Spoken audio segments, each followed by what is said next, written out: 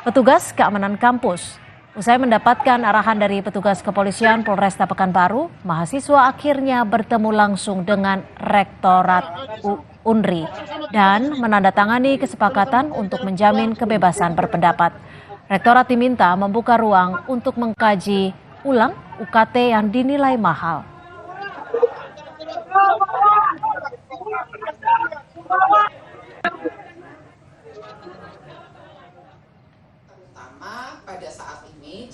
Kementerian Pendidikan Kebudayaan Teknologi Kemendikbudristek Dikti sebut harga uang kuliah tunggal UKT tetap mengikuti panduan yang berlaku. PLT Sekretaris Direktorat Jenderal Pendidikan Tinggi Kemendikbud Cici Sri Cahyandari tegaskan perguruan tinggi negeri tidak melakukan komersialisasi UKT. Apa itu artinya bersifat inklusif? Bahwa perguruan tinggi itu harus dapat diaksakan cukupi untuk BKT.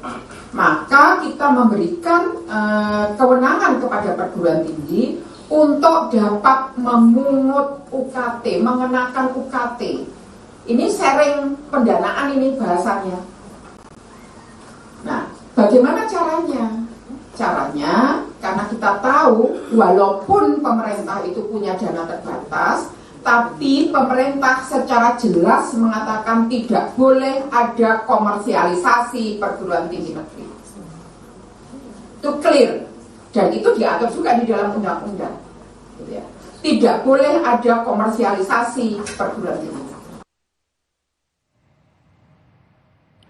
Komisi 10 DPR RI hari ini menggelar rapat dengar pendapat umum atau RDPU dengan Badan Eksekutif Mahasiswa seluruh Indonesia. Rapat berisi penyampaian aspirasi terkait kenaikan uang kuliah tunggal atau UKT yang ramai dibicarakan beberapa bulan terakhir yang terjadi di sejumlah kampus. Dari aliansi BEM SI, Badan Eksekutif, baik lagi.